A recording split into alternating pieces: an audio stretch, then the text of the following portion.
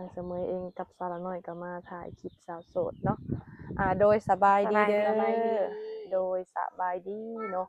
ก่อนอื่นทางเสมอสิขออนุญาตถามชื่อเพิ่นก่อนเนาะชื่อว่าจังได๋เอ่ยชื่อขวัญชื่อขวัญอายุจักปี37โอ้37ปีห้องเอื้อยสาวน้อยเอ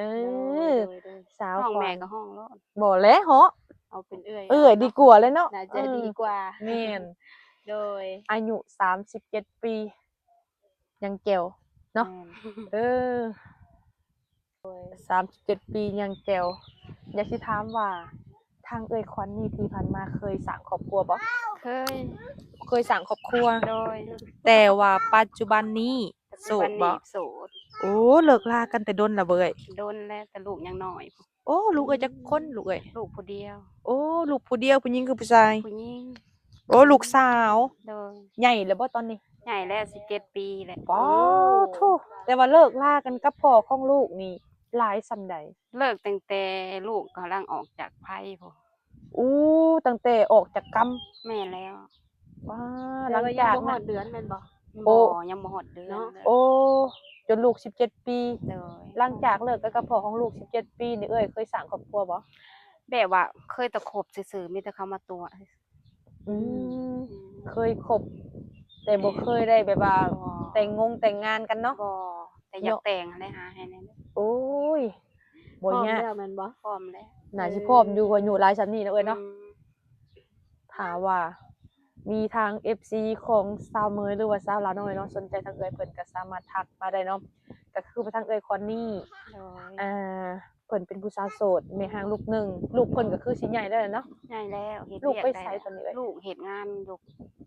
ยู่เฮ็ดเวียกได้แล้ว โอ้ ไปโรงงานที่คลอดลูกสาว โดย หาเงินเลี้ยงแม่แล้วเนาะ โดย โอ้คือทางเอ้ยขอนนี่พร้อมสร้างครอบครัวครั้งแน่เนาะ พร้อมแล้ว และเอ้ยขอนนี่อยากได้ผู้บ่าวทางใด ทางใดก็ได้ถ้าจริงจังจริงใจน่ะก็แต่เขาหักเขาจริงน่ะมีพร้อมเลี้ยงเฮาอยู่บ่ โดย เพราะว่าเฮาก็บ่มีหยังได้อยู่นี่ก็ดี ทางเอ้ยคอนมีเงินมีซ่านอยู่บ่ มีแต่เฮือนพ่อเฮือนแม่นะ โอ้ตอนนี้คือเลี้ยงพ่อเลี้ยงแม่ แม่นแล้ว โอ้ก็คือว่าเพิ่นอาศัยอยู่นำพ่อนำแม่เนาะ โดย โอ้ถ้าว่าหนุ่มคนใดสนใจก็ทักมาได้เพราะว่าทางเอ้ยคอนเพิ่นนี่เพิ่นเป็นผู้สาวโสดรุ่นใหญ่เพิ่นอาจสิ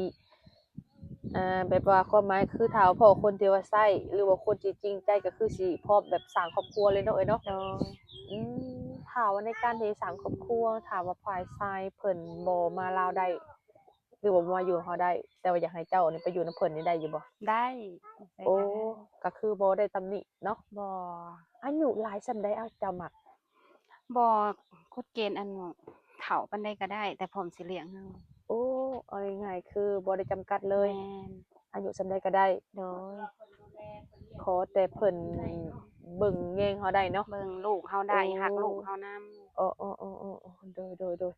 ก็คือเว้าเลยเนาะว่าทุกคนนี่เพราะว่าอยากได้คนที่แบบว่าพึ่งพาได้ แม่นแล้ว เนาะ โด เอย อแล้ว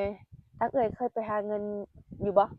เอ้ยนี่เมื่อก่อนเคยไปหาเงินแต่อยู่ไทยหาก็มาช่วงโควิดนี้ โอ้มาช่วงโควิดนี่ โดย โอ้แต่บ่ได้ไปเลย โดยบ่ได้ไปเลย คิดอยากไปอยู่บ่นี่ คิดอยากไปอยู่ แต่ว่าบัตรของเอื้อยได้มีบ่ มีอยู่ โอ้มีอยู่เนาะ โดย บ่ยากสาระน้อย สมมุติว่าทาง FC เจ้าเห็นเนาะโดย อยากเอาแบบเพิ่นทักมาแบบให้เจ้ามาเลินนำข้อยได้บ่อยู่ฝั่งไทยแบบสิก็ไปได้เนาะเอ้ยเนาะ ไปได้ เพราะว่าเอ้ยเพิ่นมีบัตรแล้วเด้ มีบัตรแล้ว บัตรมีพร้อมแล้ว มีบัตรพร้อม หรือว่าบาง แต่ คน สิไปแล้ว เออ ยังรอแต่คนท่าอยู่ฝั่งพุ่นซะเนาะ โดย ถ้ามีคนว่ามาหาอ้ายแหน่เด้อเนาะอาจสิไปได้เนาะมีบัตรเรียบร้อยแล้วเนาะ โดย อืมโดยคือว่าทางเอ้ยก็เป็นผู้สุขผู้งามคือที่ผ่านมานี่มีแต่ว่าคนเข้ามาตัวเนาะ แม่นแล้ว คนที่สิสร้างสาไปนำกันนี่ยังบ่มี ยังบ่มี โอ้และคือในมื้อนี้ออกมาเปิดใจนี่ก็คือพร้อมสละโสดเลย โด เนาะ ย ถ้าว่าเพิ่นมาอยู่นำบ่ได้ก็ไปอยู่นำเพิ่นแม่นบ่ ได้อยู่ไสก็ได้ อืม มันพร้อมสิรักลูกเฮาและรักเฮานำ โดยได้ทางเอ้ยคอนนี่ต้องแบบจำกัดบ่ว่าคนที่สิเข้ามาหานี่นะเอ้ยคอนเพิ่นมีนิสัยใจคอแบบใดมักแบบใดนะ มักนิสัยดีแล้วก็ฮักเฮาและฮักลูกเฮานำ อืมอ่ารับในสิ่งที่เราเป็นให้ แม่ ได้ น เนาะ รับที่แบบว่าเฮาเป็นเฮาบ่ได้มีเฮาบ่ได้ร่ำเฮารวยเฮาจนนี่นะ อืมโดยคือผู้เฒ่าอีหยังก็ได้บ่ ได้ อายุ50-60 ได้ โอ้และในการอบรมกันนี้ทางเอื้อยคอนนี่อยากใช้เวลาโดนบ่ ก็แล้วแต่ แล้วแต่ แล้วแต่ บ่ เพิ่นสิสะดวกหั้น อืม1 เดือน 2 เดือน 3 เดือน โดย ถ้าว่ามั่นใจ ถ้ามั่นใจค่ะ พร้อมเอาบ่ พร้อมเอา อืมถือว่าเวลาก็ถือว่าบ่โดนเนาะ โดย คือทางเอื้อยคอนก็มีโทรศัพท์ใช้แล้วว่า มีอยู่แต่แบบว่าโทรศัพท์รุ่นเก่านั่นน่ะ รุ่นเก่าบ่ โดย แต่ดินเฟซดิน LINE ได้บ่ เล่นได้อยู่ โอ้ดินได้อยู่เนาะ โดย ยังพอแบบสิโทรหากันได้อยู่เนาะ โดย อืมโดยคือแบบผู้บ่าวกินเหล้าสูบยากินเบียร์แบบนี้มักบ่เอ้ยก่อน เพราะว่าเคยเจอมาแล้วครอบครัวเคยเจอมาแล้วหั้นแหน่ เคยเจอมาแล้วบ่ เคยเจอมาแล้วแบบสิ โอ้ แต่ก็ถ้าแบบว่ารู้จักเฮ็ดเวียกรู้จักเฮ็ดการเฮ็ดงานมีความรับผิดชอบ โดยอืม แต่ก็สิรับอยู่แบบสิหั้นน่ะ โดยหลักๆแล้วคืออยากได้ผู้ชายแบบนี้เนาะ แม่นแล้ มีห ว น้าที่การงานที่มั่นคง แม่ มี น ความรับผิดชอบสูง โดย เป็นผู้นำครอบครัวให้ได้เนาะ โดย อืมแบบนี้คือทางเอื้อยนี่พร้อมสละโสดเลย พร้อมแล้ว อืมโดยเป็นคนที่ว่ากินเหล้ากินยาอิหยังแบบนี้น่ะบ่ผ่านแม่น บ่ บ่ ผ่าน บ่อยากให้บ่อยาก เจอเนาะ บ่อยากให้เจอแบบ อืมเพราะว่าเคยเจอมาแล้วรู้ เค สึ ย กว่า เจอ บ่ มา โอ แล้ เคว รู้สึกมาแล้วแบบว่าเจอมาแล้วเฮาเจ็บปวดส่ำใดที่แบบว่าเขาไปกินไปหลินไปสิ อืม แล้วก็บ่อยากเจออีก โดยโอ้อันนี้เป็นเถียงไร่เถียงนาของเอื้อยก่อนเองบ่ เถียงของน้องสาว แต่บ้านเกิดของเอื้อยน่ะอยู่ดงน้อย โอ้ ดงน้อยหัวค่ำ น้องน้อยหัวค่ำ โดย โอ้ อันนี้ขึ้นมาเล่นน้ำน้องซื่อ อืมโดยเมื่อใดก็สิกลับสิเมื่อบ้านเกิดนี่ ๆแต่แบบว่ากลับตอนใดก็ได้กลับมื้อแลงก็ได้กลับมื้ออื่นก็ได้แบบสิหั้นนะ เนาะ แล้วแต่ โดยแต่ถ้าเอื้อยก่อนก็มีเวลาโอ้ลมกับผู้บ่าวอยู่บ่นี่ มี มี บ่ได้ เนาะ เฮ็ดหยังเนาะ อืมถือว่าเฮ็ดนาแล้วก็คือบ่ได้เฮ็ดหยังเนาะ แม่นแล้วเฮ็ดไร่เฮ็ดนาแล้วก็คือบ่ได้เฮ็ดหยังเลี้ยงวัวเลี้ยงควายไปสิแหล้ว อืม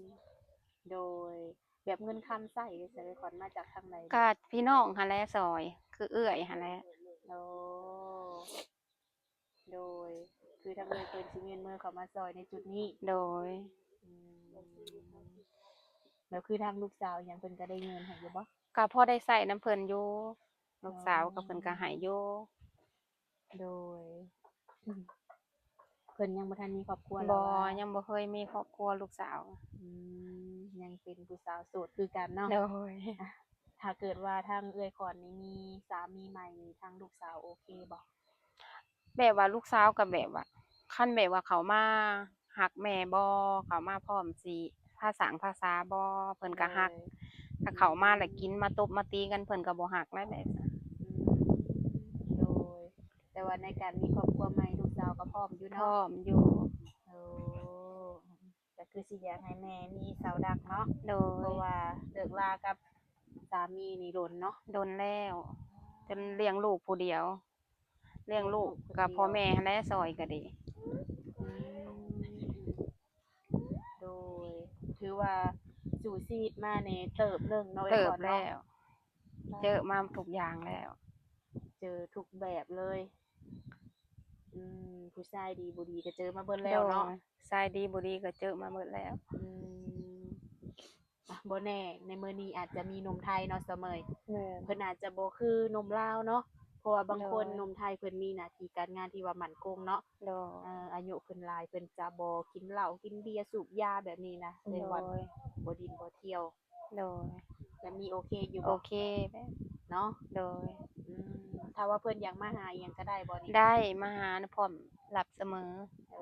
ต้อนรับเสมอเพิ่นมา อยากมาเที่ยวมาหลินมากินสิพาไปเที่ยวไปหลินไปกินได้ ยินดีต้อนรับเนาะ ยินดีต้อนรับเพิ่นเนาะ โดยก็ถือว่า ก่อนสิมาเปิดใจนี่คิดโลนบ่ก่อน ก็กระดนอยู่แหละว่าสิกล้าเปิดใจบ่สิมีภูเขามาหาเฮาบ่สิมีผู้ฮักเฮาบ่เนี่ยนะ ย่านบ่มีคนเข้ามาหา แม่นแล้ว โอ้ผู้จบผู้งามปานนี้เนาะเสมอเนาะ อืม ย่านบ่ ย่านแหละ ย่านบ่มียังบ่มีผู้บ่าวอยู่ ย่านบ่มีผู้ฮักเฮาจริงนั่นแหละ ยันเจอแต่คนเข้ามาตัว แม่ ต้ม นยันจะเจอเขามาตัวเฮาบ่ตัวเฮาไปหลินไปกินไปเที่ยวแล้วก็ถิ่มเฮากลางเถาะกลางทางน่ะย่านไปแบบนี้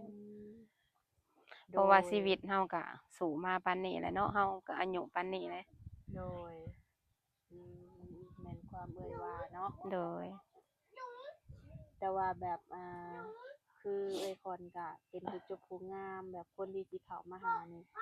คนต้องจำกัดหน้าตาเพิ่นอยู่บ่ค่ะ บ่จำกัดหน้าตา อืม เข้ามาได้เสมอต้อนรับเสมอ โดยหน้าตาแบบใดก็ได้ แบ เนาะ บใดก็ได้ขอใจดี โอ้ใจดีถือว่าผ่านบ่ก่อน ผ่าน รวมๆแล้วมักผู้ชายใจดีเนาะ โดย ใจดี บ่ จริงใจ จริงใจแล้วก็บ่ตบบ่ตีเฮาคือย่านที่สุดคือย่านเขาผู้ชายที่แบบว่ามาตัวแล้วก็มาตบมาตีเวลา โอ้ ย่านที่สุด อันนี้คือสิ่งที่แบบย่านเนาะ ย่านเพราะว่าเฮาเคยเห็นเขามาแล้วในครอบครัวเฮาเคยเห็นแล้วเฮาก็ย่าน อืม โดยก่อน ถ้าว่าก่อนมีสามีเพื่อนนี่สิจัดงานแต่งอยู่บ่แล้วแต่เพิ่นมักเฮ็ดบ่ได้ก็ได้ ตามใจภายใต้ โดย แบบถ้าสินสอดของขอดเป็นจะสิเอิ้นแพงบ่ ก็แล้วแต่แบบว่าฐานะเฮาฐานะเพิ่นมันพร้อมไปเฮ็ดแบบใดก็ได้เบิด โดยสมมาพาควรเนาะก่ โด อนเนาะ ย ขึ้นอยู่กับคน2คนคุยกันเนาะ โดย คือทางกับทางเพิ่นว่าสิเอาแบบใดสิจัดงานแต่งบ่หรือว่าสิมีแค่งานหมั่นหมายไว้แหละ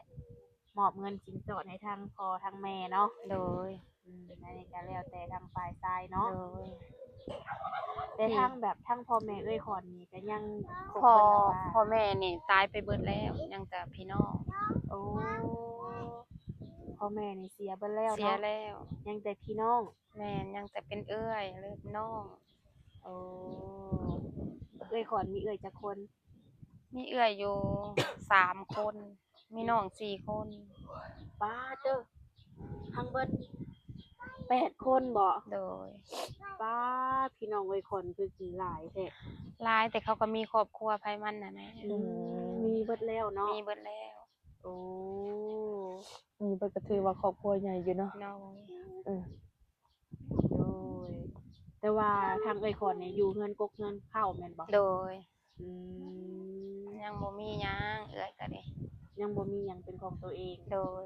โอ้ให้หน้ามีบ่ก่อน ให้หน้ามีแต่ก็บ่มีผู้เฮ็ดเพราะว่าเฮาบ่เคยมีผู้ชายมาอยู่ในเรือนนั่นเด้ ก็ป้าให้คนอื่นเฮ็ดแต่มีก็บ่หลาย โดย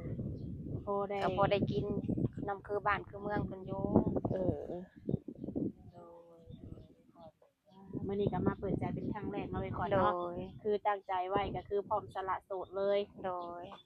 บ่ว่าสิผู้บ่าวอยู่ทางใดฝั่งลาวฝั่งไทยหรืออยู่ทางไกลก็คือได้เบิด ได้ เนาะ เบิด เขามาโอมาลมเบิ่ง โดย รุ่นขอนนี้รับรองบ่มีการตัวต้มเนาะ บ่ตัวบ่ต้ม จริงใจ 100% 100%เลย คือเว้าง่ายๆก็เฮานี่เป็นโสดมาโลนเลยก่อน โด เนาะ ยก็อยากมีแหละอายุปานนี้แหละ เห็นหมู่มีบัดคือว่ามีคนพาหาพาสร้างเนาะ แม่นแล้ ครอบ ว ครัวอบอุ่นเนาะ โดย เหมือนความได้ก่อนเลยเป็นโสดมาโลนเลยพร้อมสละโสดแล้วล่ะเนาะ พร้อมแล้ว โดย ได้สิ ข้าวเช้าข้าวเที่ยงกินยังนี่ กินแล้ว ได้ยังกินมื้อนี้ วันนี้ได้ต้มเป็ด โอ้ น้องต้มเป็ดให้กิน มาหาน้องสาว โดยมาลิ้นกับน้องสาว ต้มเป็ดให้กินเลย โดย อืมโดยแบบผู้บ่าวแถวบ้านน่ะบ่ได้มักบ่ก่อน บ่มักได้แบบวันมีแต่เขามีแต่ลิ้นมีแต่กินซื่อๆอะบ่มัก มักและมักคนอายุหลายกว่าเฮาอะแบบว่าเฮาก็อายุหลายแล้วแต่เฮาอยากได้หลายกว่าหันอีก พร้อม 40ซะเนาะ โดย 40ขึ้นเมื่อเนาะไอ้คอน โด เนาะ ย40บ่50บ่60บ่เอ้ยรับได้ โอ้โดย แต่ว่าผู้บ่าวแถวบ้านนี่เพิ่นมักดินมักกินมักเที่ยว แม่นมักลิ้นมักกินมักเที่ยวมักลิ้นมักบ่ฮักเฮาจริงอะ ก็เลยบ่รู้สึกว่าบ่มัก บ่มักคนที่แบบว่า กินเหล้าเมาบ่ทะเลาะครอบครัวบ่มัก อืมโดยโอ้แบบนี้นี่คือผู้ชายแบบนี้นี่บ่เอาเนาะ โดย เนาะ โดย มื้อนี้ก็ถือว่าทางเฮามาหาเป็นครั้งแรกเนาะเสมอเนาะ แม่ แบบทางติดต่อเอื้อยนี่สิแจ้งในคลิปเลยบ่เอื้อย แจกไปเลยก็ได้ อ๋อโอ อ่ะ เค เดี๋ยวใส่เอื้อยโซขึ้นมาเบิ่งดูเฟ โทร ซ ศัพ ห ท์ รือ เจ้า ไล อยู่ น์ ไส โทรศัพท์ประสันแบตอยู่เฮือน มีแต่ว่าเขาสิเอาขึ้นในซ่องซะเนาะ เออ หลังจากโอรมกันเรียบร้อยเนาะ แม่น สิแจ้งให้ทางซ่องเลยเผื่อว่าหนุ่มๆคนใดที่ว่าเพิ่นสนใจเพิ่นก็สิได้ทักมาเนาะ โดย เอ้ยมีไลน์อยู่บ่ ไลน์น่ะเพราะว่ายังบ่ได้เล่นไลน์เด้มีแต่เล่นเฟซซื่อ มีแต่ Facebook ๆโดย โดยโอเคซะเนาะเอ้ยเนาะ โดย จั่งใดก็ไว้พบพ้อกันในคลิปหน้าเนาะเอ้ยเนาะ โดย ให้สม สุข ทาง ดี สมหวังเนาะ สา โดย ธุ อ่ะ สบายดี เด้อ โดย